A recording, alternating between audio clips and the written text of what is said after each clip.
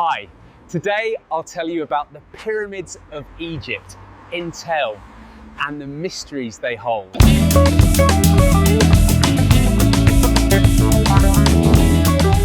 The Great Enigma: Why the Egyptian Pyramids Still Defy Us. Part 1. The official version: Cities of Eternity. 1. In the shadow of 40 centuries. Imagine standing in Napoleon Bonaparte's boots. You're on the threshold of glory, gazing across Egypt, a land of sand and ancient gods. Ahead lies history, power, perhaps immortality itself. But as your army nears a small village called Giza, you stop. On the horizon stand three colossal figures, stone titans, silent for thousands of years. They have seen Caesar, Alexander, Christ, and now they are watching you.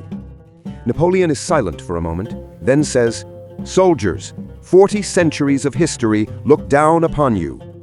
From that moment, the pyramids are no longer mere stones. They are a mirror, reflecting humanity's helplessness before time. More than 2 centuries have passed since that day. We've invented engines, airplanes, rockets, computers, artificial intelligence. Yet the mystery of the pyramids remains unsolved. We've measured every edge, calculated every angle, but we still cannot understand how it was done. The pyramids are a challenge to human pride. They seem to whisper, "You may fly to the stars, yet you don't know how we were built."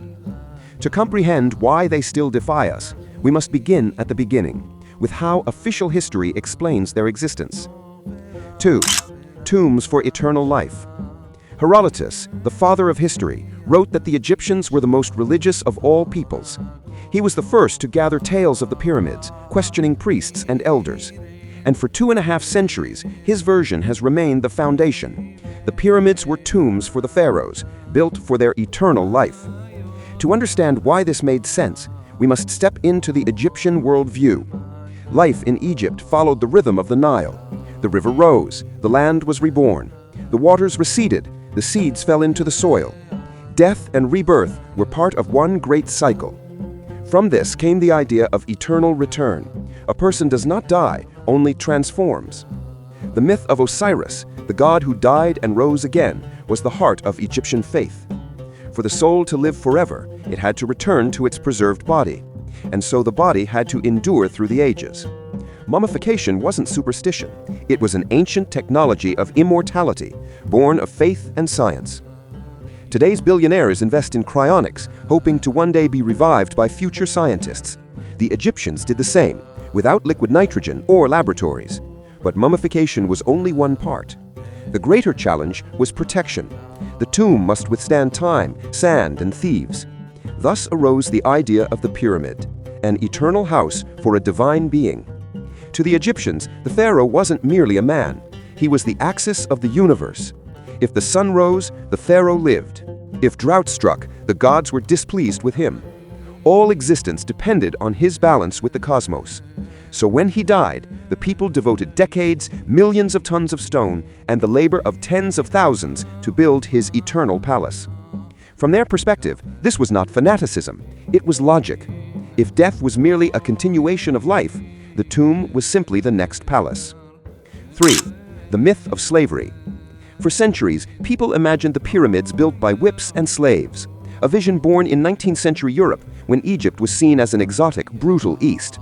But modern archaeology tells a different story. In the 1990s, archaeologists discovered the workers' village near Giza. There were tidy houses, bakeries, breweries, even a medical station. The evidence shows the pyramids were built by skilled, free laborers, paid in bread, meat, and beer, the true gold of ancient Egypt. They ate better than peasants and held honorable status. It was a national project, the ancient world's equivalent of a space program, where faith, labor, and state power became one. 4. Evidence of faith.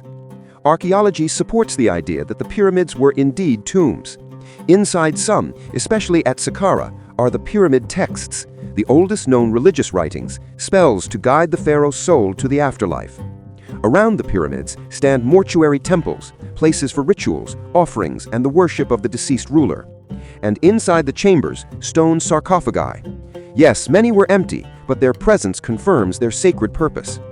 At first glance, everything fits, but the deeper we look, the stranger it becomes. The central question remains, how did they do it? The engineering miracle. Behold the Great Pyramid of Khufu, the largest human-made structure on Earth before the Iron Age. Height 146 meters. Base 230 by 230 meters. Over 2.3 million stone blocks, each weighing from 2 to 30 tons. Total mass nearly 6 million tons. And all this, according to historians, was built in just 20 years. That means one block every 2 minutes around the clock for 2 decades. Without cranes, without wheels, without steel tools.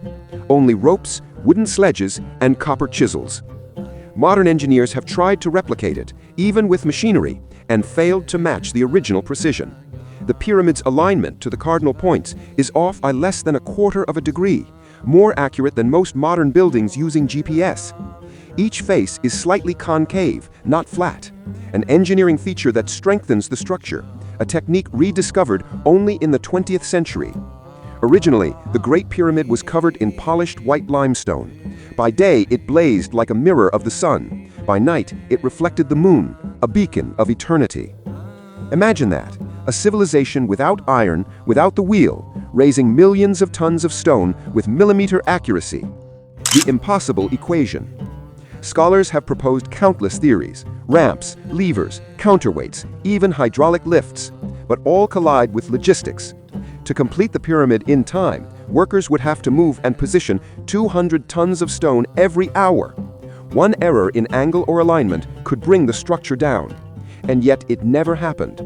How could farmers in clay huts, without mathematics or machines, calculate perfect angles, align to the stars, and build with precision that humbles our modern tools?